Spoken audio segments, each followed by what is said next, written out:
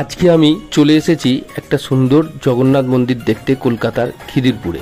তোমরাও একদিন চলে এসো, এই মন্দিরটি দেখতে খুব সুন্দর লাগবে এবং এখানে দুপুরে ভোগ প্রসাদেরও সুন্দর ব্যবস্থা আছে।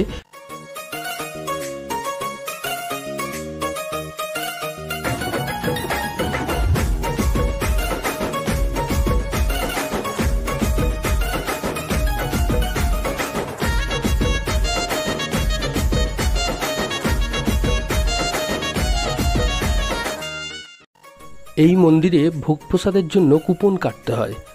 আমি একটি ফোন নাম্বার মন্দিরে দিয়ে দিচ্ছি, তোমরা যখন আসবে তার আগের দিন এই ফোন নাম্বারে যোগাযোগ করে আসবে, তাহলে ভোগ প্রসাদের কুপনটা পেতে সুবিধা হবে।